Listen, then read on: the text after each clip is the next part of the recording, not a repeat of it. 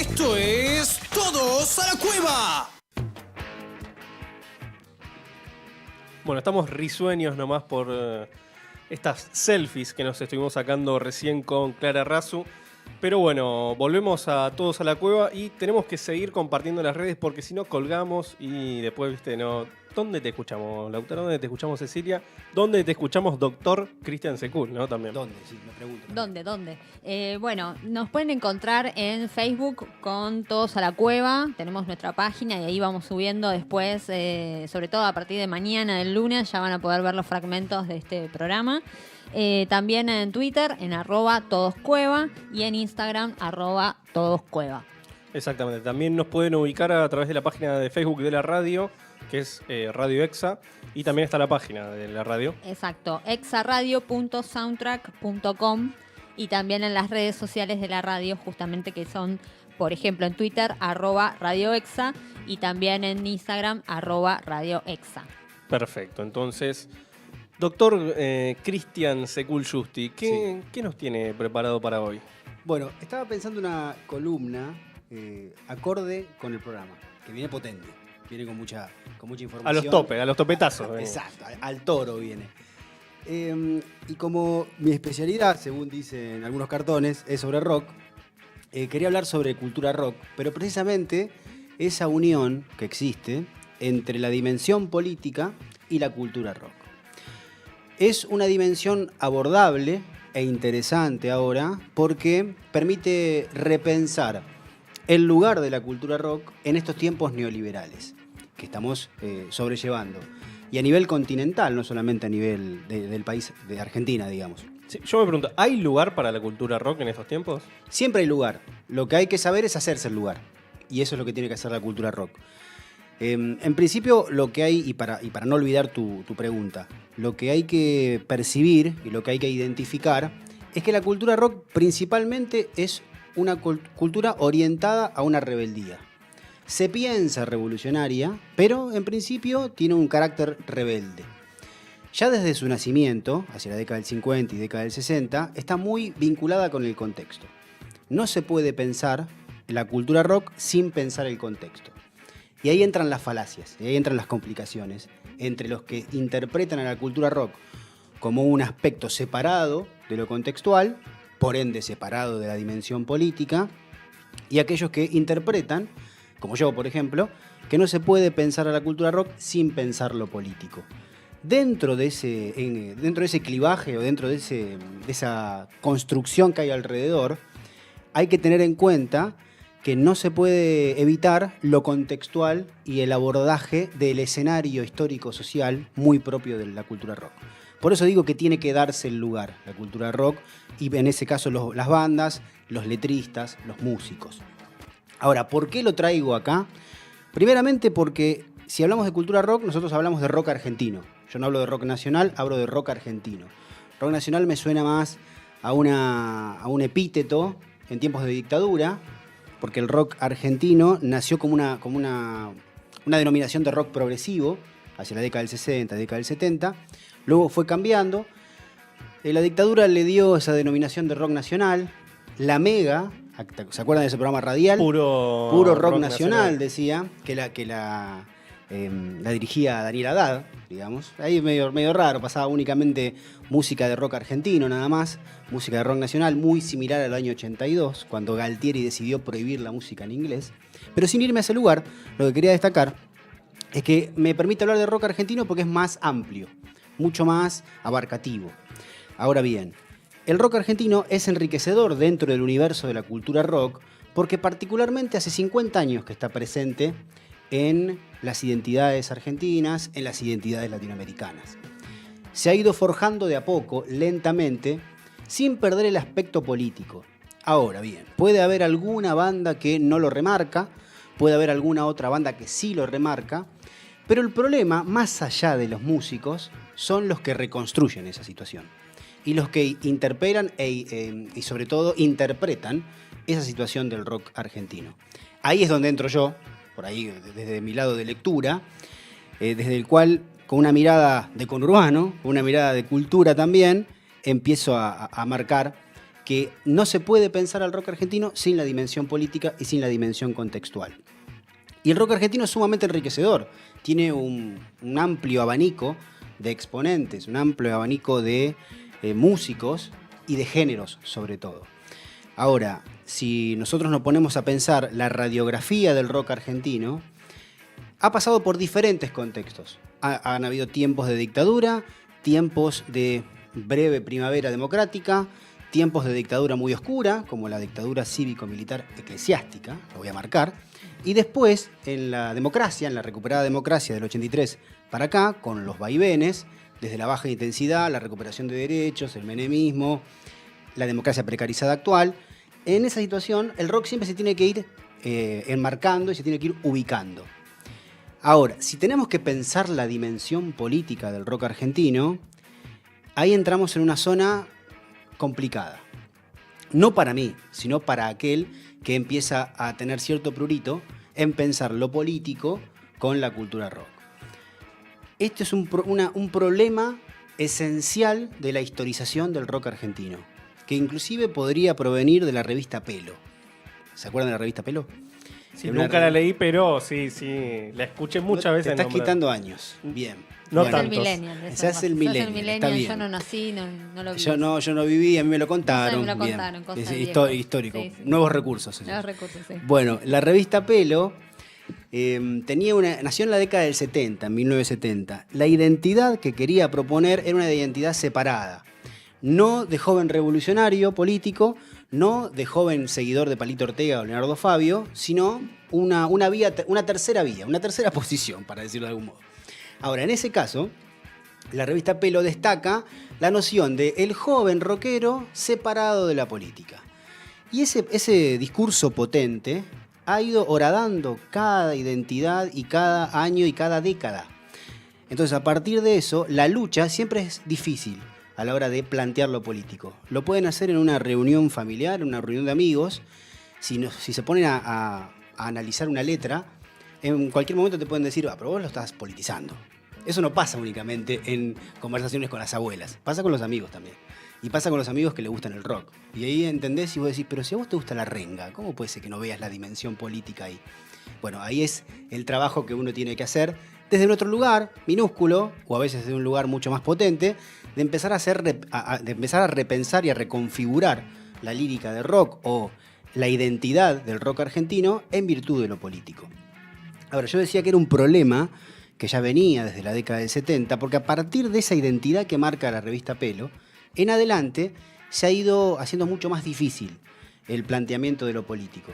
En algunos momentos fue mucho más visible, como por ejemplo del 70 al 75, que tenemos bandas como Pescado Rabioso, Color Humano, Papas Blues, que si bien no planteaban una identidad de denuncia fuerte, sí se podía advertir ciertas cuestiones del contexto.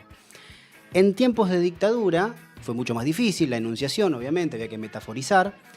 En tiempos de democracia alfonsinista se complica un poco más porque el enemigo no era el Estado ya, porque el Estado había recuperado la democracia, sino dónde estaba el enemigo. Y empiezan a aparecer múltiples enemigos, por ejemplo la policía, la política en términos de los políticos, digamos.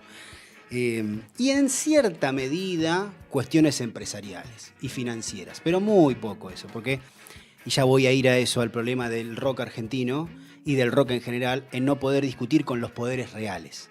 Porque lo que yo quiero dejar en claro en esta columna es que si hablamos de rock argentino y si hablamos de dimensión política, estamos hablando de una discusión. Y la discusión que hay que dar es con los poderes reales, con las corporaciones. En el medio, lo que queda siempre es el barullo. Y lo que orientan los historiadores y aquellos que analizan y que quieren diferenciar la política de la cultura rock es hacernos perder en ese debate de barullo y no poder discutirlo de fondo, que es el debate con el poder real.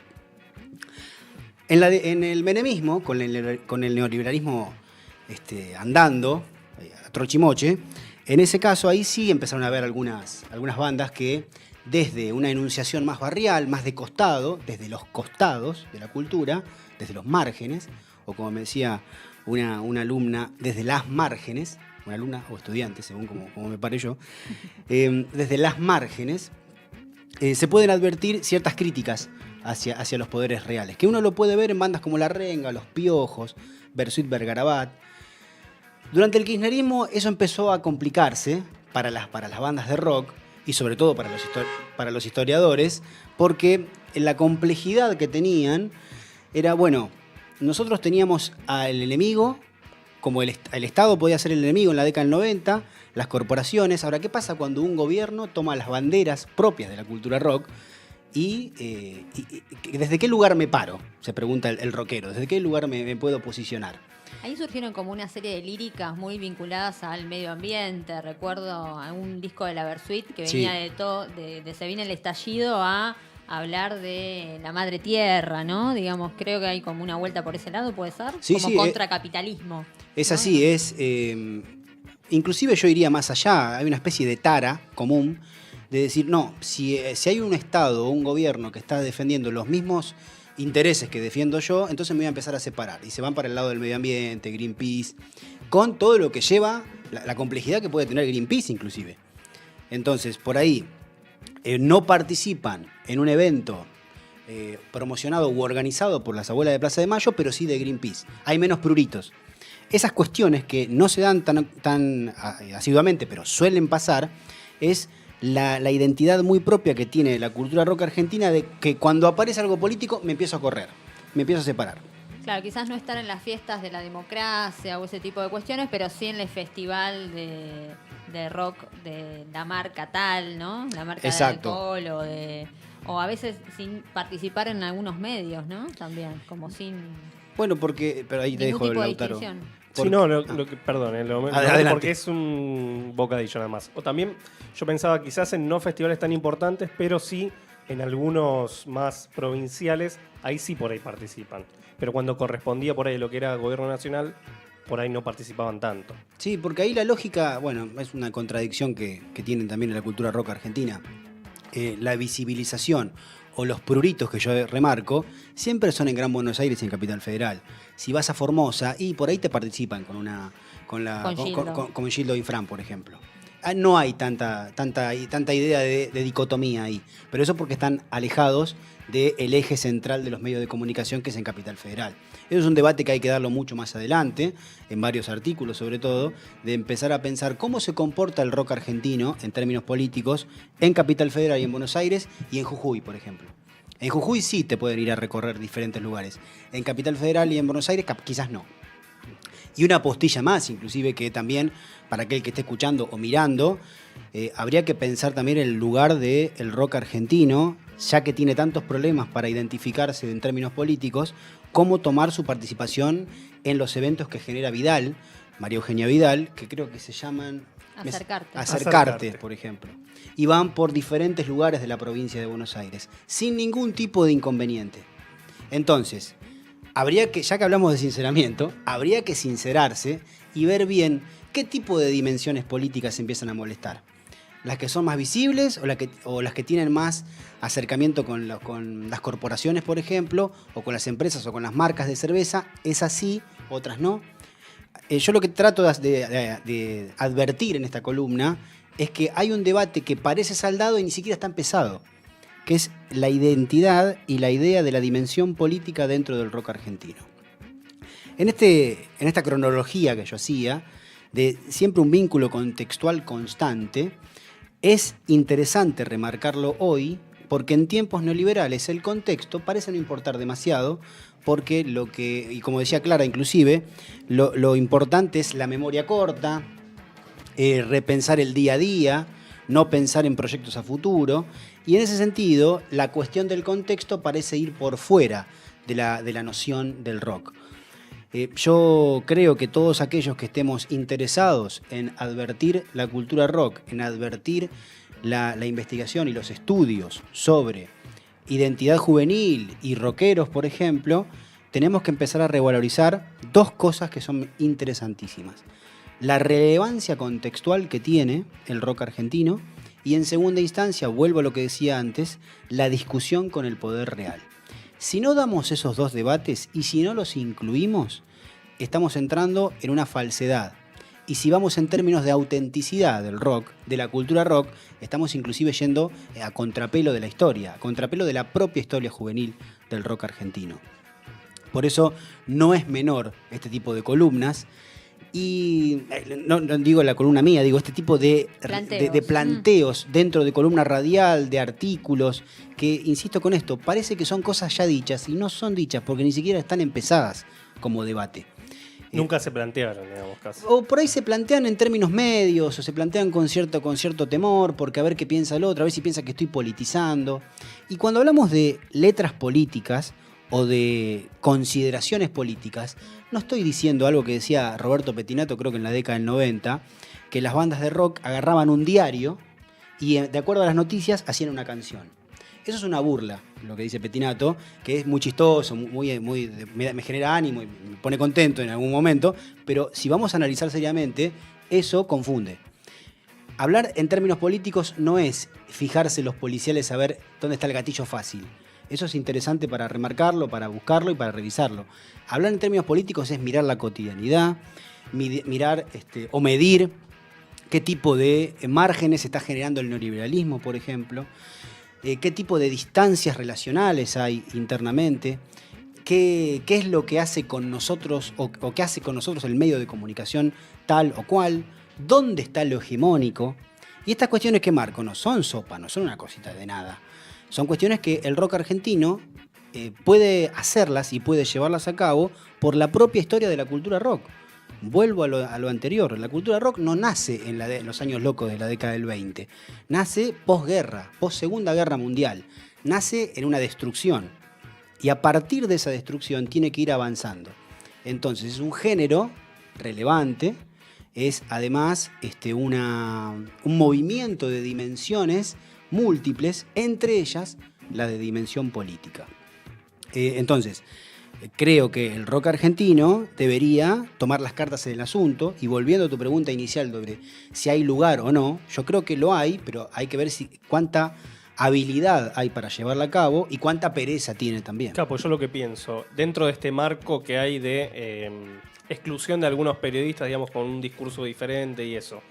O sea, si yo tengo una banda de rock y que soy más o menos conocido, si yo empiezo a interpelar, digamos, en este sentido, estas políticas actuales, yo voy a ver que no me van a empezar a citar a por ahí los programas de televisión, a acercarte no me van a llevar, a los recitales con suerte por ahí, a un Lollapalooza, como alguna banda. Claro, es como que tienen que tener un peso extra antes como para poder bancar Claro. un discurso político. Recuerdo en el último tiempo a Ricardo Mollo cantando Los dinosaurios en relación a la búsqueda de Santiago Maldonado, ¿no? Ajá.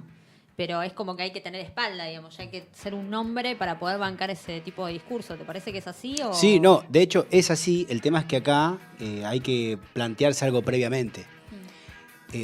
Hacer música de rock no es hacer una música leve.